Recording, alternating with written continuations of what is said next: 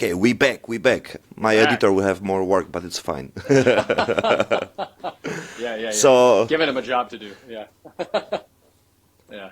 yeah, that's why you need to come here. That's why you need to come here. I know, Sriracha, it's a bro. very beautiful I place. know. Yeah. Yeah. Soon, man. Soon. Yeah, it'll happen. I can feel it. It'll happen. I want to get down there anyways. I haven't been down south enough since I'm always in the north. I'm just trapped in Chiang Mai, as they say. Mm. Yeah. I mean, I love Chiang Mai. I love Chiang Mai. I have a big community there. Amazing people. Artists Oh and wow. people who are really, like activists. Even support the people in Myanmar, which is happen crazy Oh things there. yeah, And yeah, for sure. so yeah, it's definitely the place where I like to be. I've been many times in Chiang Mai.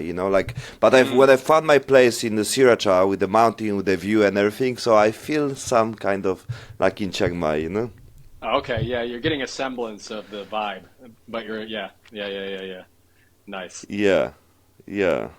So okay, Maxwell, uh, what's your opinion now on the about current time, especially what we see about the AI, about Mm. you know things what's happened on the world, like how it's affect you and your work as well. Wow. Yeah. Wow. Making a diversion. Yeah. Um, well, so I mean, I'm big into AI, what's happening in a certain sense, because I work with um, I work with a device that I was introduced to maybe 2 years ago called the Neurovisor, and the Neurovisor is I wanted to tell you about this anyway, but the Neurovisor is effectively like it's a light panel. It's like electronic psychedelics. You could think of it like this. And you wear it on your head, and then you have headphones on, and your eyes are closed, and this light panel just sends, different spectrums of light to your closed eyes, and then between that and the binaural beats that are running in the ears, it creates an endogenous psychedelic experience. So your brain just starts to churn out the same chemistry that you might have on a psychedelic medicine. But so I think a lot of the research that the founder and the creator of that device did is starting to move kind of into AI because, and I can't verify this, but I just see the writing on the wall that at some point with technology like this, I think that artificial intelligence is going to be able to read the individual nervous system. That with a device like this, at sometime I would say probably in the next few years, you're going to have devices that you can wear that can read your nervous system state, like literally to the ones and zeros, and then feed back to you like biofeedback, feed back to you an experience that would be match made to your nervous system state.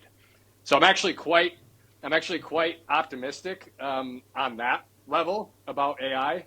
I don't know how optimistic I am about AI generally. I would say that more generally, I have a little bit of fear about what artificial intelligence might do to humanity at large.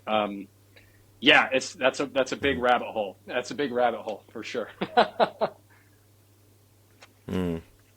Yeah, because even what you see connect with the VR, right? And it's like we Right. can experience basically very powerful visual things, which is uh, it looks like reality. To be honest, I experienced this one, and like it's very close to the reality. So basically, Mm, even the experience like a visual things and everything, it can give you the taste because what we feel like even on the experience of the psychedelics. We know the visual is the big part, right? mm, It's absolutely big part because it's show you pictures. It show you like different kind of emulated, like I say, reality right. is Right. somehow because you can, like even feel the energy and everything, which is Right. still connect with the visual. And of course, when you see the visual, the feelings came in. It's the same like in the natural way. If we see like beautiful girl, our body Yes. also react. So I think Right.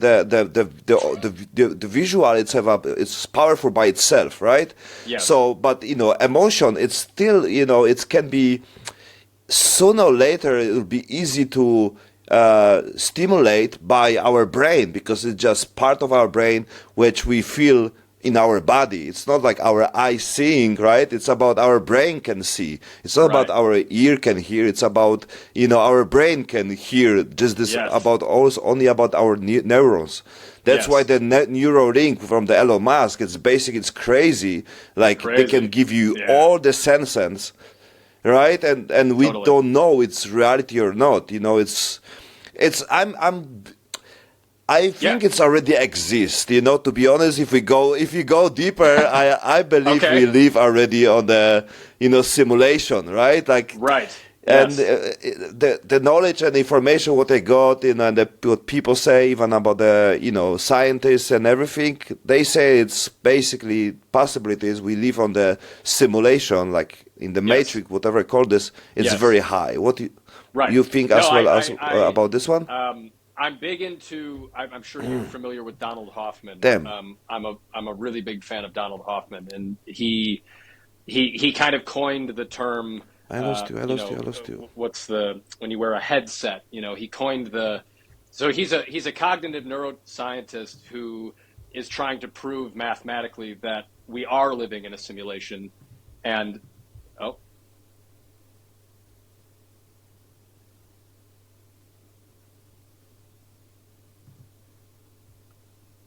looks like I lost you there for a second, brother. Yeah. I always say Thailand have the best internet on the world. So. Exactly. Yeah, we're encountering it tonight. We're encountering it. Yeah. Is it still recording? Yeah, it's still recording. Yeah, it's okay. It's definitely we have a good shorts, good clips. So. All good. Nice. It will be nice introduction for your coming to my studio. 100%, bro. 100%, bro. Yeah, I'm looking forward to that for sure. But anyways, I mean, so yeah, I love this. I love this subject because I think probably you and I are in agreement that the one thing that psychedelics make abundantly clear is that we're not living in base reality. So, I mean, you could pretty much shelve all the spiritual, philosophical ideas. You can put those all aside. And if you just honed in on one fact about what's happening, for me, the fact is that it's abundantly physiologically clear that whatever space that I'm in is not base reality. And you have a visceral sense that something is outside of what we call consensus reality. And I think that's remarkably healing for all of us. I think that just having that experience is a remarkably liberating thing because it number one, all the day-to-day stuff that you're worried about becomes much less relevant. I mean, you just have this sense that my problems day-to-day, my financial problems, my relationships, yes, I want to deal with those things and I'm going to put my heart in all of those activities. But at the end of the day, I'm not necessarily in reality. I'm in some kind of construct that my nervous system and my brain is churning out. And take it a step further to Donald Hoffman again. I mean, Donald Hoffman's theory, and it's still just a theory, but I happen to believe it's true. It's not just that the nervous system is churning out an experience. We're like a physiological node, a transmuter of, these other dimensions of time and space that exist outside of time and space. So he's shooting for the end of space-time. I mean, that's kind of what Donald Hoffman's whole kick is about, is that space-time is dead, traditional physics is dead, and we're in this new space of having to come up with mathematics and new theories to get outside of space-time to describe actual reality, which, as you're alluding to, and Elon Musk is alluding to, it's not something we can perceive with our five senses. We can't actually perceive it. So we have to develop models and mathematics to prove it. And then ostensibly at some point, maybe with AI, there's enough technology that can allow us to, even without psychedelics, to gain access to these other dimensions of existence. Did you watch the podcast with Terrence Howard? Yeah. Oh, yeah. Sure. Joe Rogan. Yeah. I loved it. I thought it was great. I thought it was really great. I love it also, and I want to also, talk to you for a while about this one because, Sure.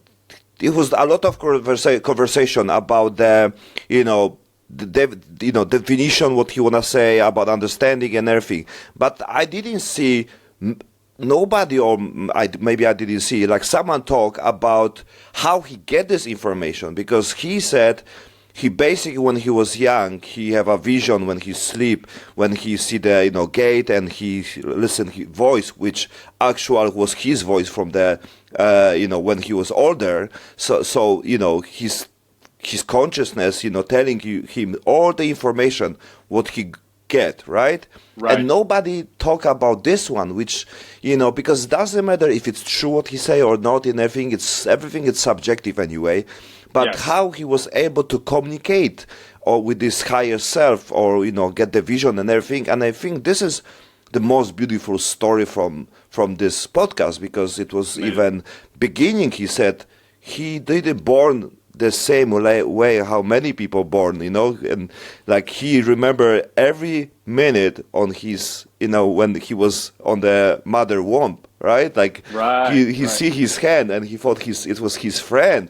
So it was beginning of the podcast, and it's like, actually, even this one, it's deserve like such a like open mind about this one, and see where we actually are, and like what kind of information we are able to get for Right. our vision, from consciousness and everything. He was young when he was get the information, so nobody Right. even talk about this one, like, and I think it's things what we can get the same from the psychedelic experience, the same from the life experience.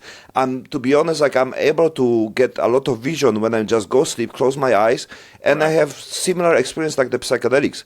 It's Wow. weird to say, but it's, I Wow. generate basically, vision. And for me, it's like quite like a, now maybe less, but the time when I like maybe need whatever, it was so easy for me, and I Mm. realized like our body basically it's able to get what we need. But my first ayahuasca experience, it was so funny, because uh, like I want to have some, some vision, some, relevance, some Mm. experience, amazing fireworks. So Right. they get the voice who told me, like, who laughing on me, and I said, Mario, you really need this? Like, come on, you're smarter than this. Like, you don't need this, right? Like, oh, Right. you wanna see what? And I kill you, and when you die, and what? You'll be more happy? Come on, you don't need Right. this. And like, Right. Right. and I just lying down, I say, yeah, fuck, yeah, you're right, like, I don't know why I need this. I don't need this, basically. And I think it's all about this one, because we want something, but Mm. basically it's all about our ego. Like, we think it must be like this, right? And, Totally. many people want to have the experience, like, yeah, need near-death experience, some Right. supervision and everything. But many people don't get this, which is Yes. still experience. Having no experience at all, it's still experience, on Yes. my understanding, because it's Totally. also show you, oh, you don't need this, or you're not ready, or you need Yes. to understand, different things. Many people just they just want experience. They don't Right. want lesson. They don't want to fix themselves. They just want to be high, basically, which is Yes. other side of being, too spiritual. And I think you also realize this. It's many people just want experience. They don't want to get out, or they don't want to grow. Right. Right. Yeah. I mean, yeah. Yeah. You're preaching to the choir, brother. Yeah. It's. Yeah. We could just call that the dark side of the spiritual plant medicine psychedelic movement. I would say that's you hit right on the core of the dark side. I think, for sure. For sure. Yeah. What kind of I can say, plant medicine or psychedelics you are, maybe not fun, but like you are Mm. more focused, or like you put more attention. Yeah. Yeah. So again, back to the therapeutic context. I mean, I work a lot with. So I work a lot with Kambo and I work a lot with Bufo. Those two medicines, kind of in tandem. So I mean, if you like, I can explain kind of a little bit of how that looks. It's so Kambo is an interesting medicine because technically it's not considered a psychedelic, but I would push back against that a little bit. And the reason I say that is because what Combo does is, in my experience, and I've worked with Combo a lot. I mean, I would venture a guess over 600 sessions or something insane like that with Combo. And that's not advised for anyone interested in combo. That's not a normal person's work with that medicine. But I spent a lot of time working with combo because combo was called to me to help me heal my body. I had a liver condition in my early 20s that was there was nothing that the doctors had no answer for what was going on, and basically it was like, this is a terminal thing, and at some point you're going to be in trouble, basically. And first thing, I didn't believe them, and then second thing, a week after the last doctor's visit I had, I heard a very early podcast. It wasn't even, they weren't called podcasts. It was like just an interview that was on the internet, and there was a shaman talking to David Wolf. David Avocado Wolf. He's like this kind of raw food, spiritual guru type guy that I used to really like his work. But in any case, he was telling David Wolf, and then David Wolf was reflecting it back, that combo is the best medicine to not just heal the body, but to heal the liver. And he said, like, there's almost no condition of the liver that cannot be remedied with working with combo. Now, I wouldn't personally say that because I'm just very careful about any claims that I make. But certainly, I worked with combo for about 6 months, and sure enough, after 6 months of pretty intensive work, I was back to normal. So that was a remarkable experience. But what I wanted to say is that, on the psychedelic front, there were a number of experiences with combo that I would say, if I had to use esoteric terms, activated my third eye, or activated my pineal gland, or some inner brain, center of the brain activation happens on combo on occasion. And in those experiences, I had a very similar experience on combo that people report having on 5-MeO DMT. So basically, a near-death experience of complete ego dissolution that takes you into just pure bliss, pure love, pure ecstasy, and timelessness, no time. this kind of experience. And then very soon after that, I started reworking with Bufo, because I had taken a lot of time away from Bufo. I had a very scary, traumatic experience with Bufo when I was 16 years old. The story goes, I actually ordered a Sonoran desert toad from Texas and had it sent to me in Michigan so that I could milk the toad and smoke the